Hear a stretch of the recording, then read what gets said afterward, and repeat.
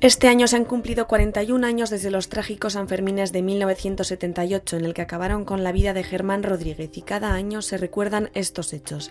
Presen Zubillaga Sanfermines 78 gogoan ekimenaren kidea da. Berarekin hitz egin dugu gertaeren aurrekariak ezagutzeko eta egia, justizia eta ordainari dagokionez ekimenak lortu dituen aurrerapausuen inguruan hitz egiteko. 1978ko Sanferminerako gertaerak transizioan kokatu behar ditugu. 1975-tik 1980 urtera egoera lazgarriak asko gertatu ziren Estatu Espainolan. Euskal Herrian, zehazki, hor dugu, martxoak 3ko gertaerak, 1976an, 1977an amnistiaren aldeko astean egon ziren zenbait pertsona polizien balaengatik irailiak izan zirenak, eta gero daude Sanfermin 78ko gertaerak. Udaberri horretan, maiatzan adibidez, maiatzaren bateko manifestazioa oso indartsua izan zen Iruñan, eta poliziak baita ere bortitzki erasotu zuen manifa. Hilabete horretan, etak polizia armatuaren arduradunaren kontra atentatua egin zuen eta eraili zuen. Fasistak kalera atera ziren, nolabait populazio herritarrak beldurtzeko, eta liskarrak egon ziren, eta liskarra horien ondorioz pertsona bat Guardia Zibila zela, labankada batez zauritua izan zen, eta bere osasuna baita ere konplikatua zelakotarela hil zen baita ere. Eta liskarra horien ondorioz atxiloketak egon ziren Iruñean. Horrek adierazten du nolako giroa zegoen, bai estatu mailan eta bai Iruñean, Nafarroan, 1978ko gertaerak suertatu aurretik. Uste dugu gertaera hauek ez direla kasualitatez eman ziren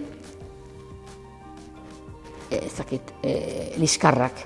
Baizik, momentu horretan, Estatu Espainolan zegoen haustura politikoaren aldeko mugimenduari eskarmentu bat edo aurre egiteko modua zela. Hau da, biolentzia erabili zela,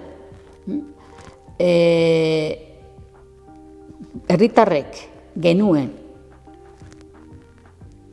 askatasunaren gosea bukatzeko. Garbi dago, Sanfermin horietarako ohizko baino askoz polizi gehiago zegoela Iruñean. Plazan 20.000 pertsona inguru zeuden. Hori da plaza honek duen aforoa. Eta testigantzak eta bildu ziren frogetan 5.000 gomazko pilota, 1.000 kepote eta 100 bala bota zirela zezen plazan, baieztatu daiteke. Plazan 7 pertsona balaz zaurituak izan ziren, eta 200 pertsona inguru zaurituak. Estatu Espainolan justizia egiteko ateak jadenak itxiak daudela. Sanfermin 78ko gertaerak 3 sumarioetan, epaileak 3 sumarioetan antolatu zuen. Bat, Germanen hilketa, 2, kaleko istiluetan gertatutakoaren inguruko zaurituak eta horrela, eta 3. zezen plazan gertatu zena. Inork ez zuen ulertu, akusazioko abokatuek ez zuten ulertu zergatik horrelako antolaketa, eta gainera, hau bitxia izan baldin bazen, gero ez zuten inolako ikerketa zehatzik jarraitu. Ez zuten eskatu eta ez zuten nahi ere, inolako frogarik aurkeztea. Peinen batzordeak ikaragarrizko dosierra txostena osatu zuten testigantza, mila eta piko testigantzekin, bildutako materialarekin, bai balak, bai pilotak, bai kepoten ondakinak, pilo bat. Testigantza pilo bat zeuden, zuzena gainera, eta ez zuten ezer nahi izan.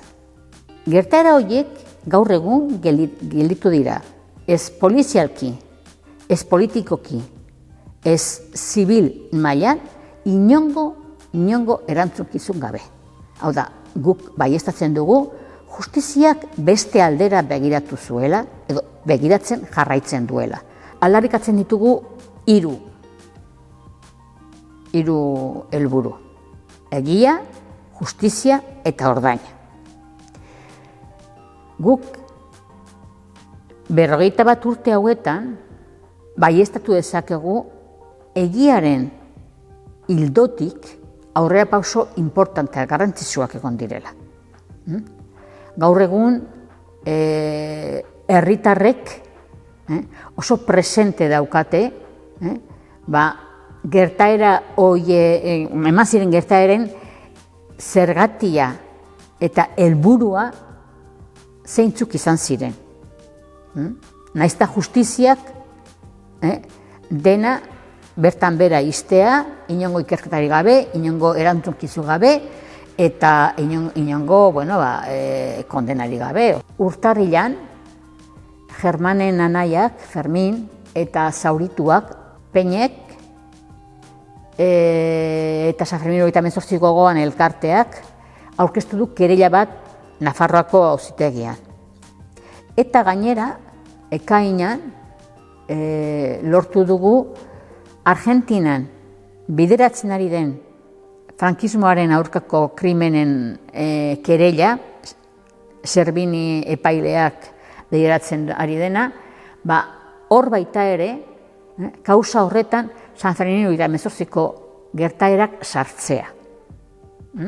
Hor dago sartuta ja lehendik, Martxoak 3ko gertaerak, eta estatu mailan baita ere, urte horietan, lehen aipatu ditudan 75tik 80 urte artean, Estatu Espainolan eman ziren beste erailketaken argipena egitea.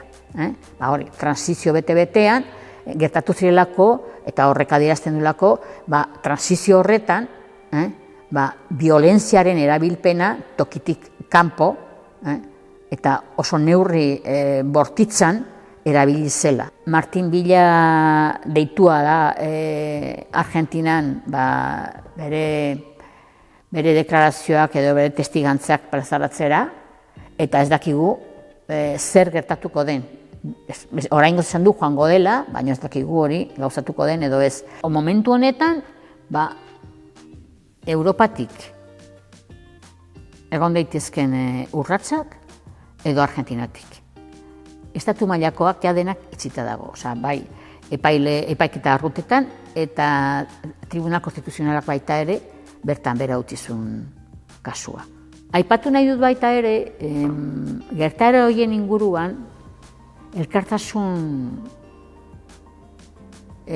handia egon zela, bai Nafarro mailan, urrengo astean, gertaera horiek pasata urrengo astean, greba orokor bat izan zen Nafarroan, eta Euskal Herriko zenbait tokitan, baita ere Madrilen gainera, baita ere Bartzelonan, protesta ugari egon ziren, gertaera horiek salatzeko.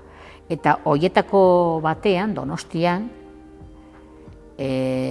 polizien balek baita ere Joseba Barandiaran hil zuten. Eta hor baita ere justiziak erantzun berbera eman zuen. Gu egon gara urtero, uztailaren 8an ekitaldiak antolatzen.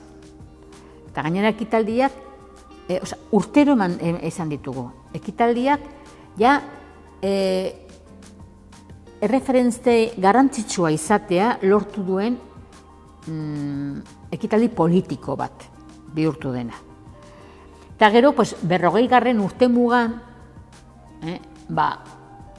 hor erantzun importantea eman genuen, urte osoko egutegi bat antolatu genuen, jarduera mota askokin, eta horrek laguntza handia eman zigun, gehien bat hori, egiaren hildoa asko jorratzeko. Gure taldea da San Fermin 38 gogoan, herri ekimena, eta eragile sozial askokin, urte hauetan zehar sarea eratu dugu. Esan behar dugu baita ere, Peinen Federazioa beti, lehenengo momentu baita ere, gurekin batera lanean elkarrekin aritu garela. Horregatik mantentzen da goizeko ekitaldia eguerdiko ordu batean, eta arratsaldeko zezenketatik ateratzen den modua berezia egiten da baita ere egun horretan, eta Germanen hilarriraino horako kalejira bat edo egiten da. Orduan, guretzat talde baten eraketa oso garrantzitsua izan da, gertara hauen inguruan egia, justizia eta ordaina aldarrikatzen jarraitu ahal izateko.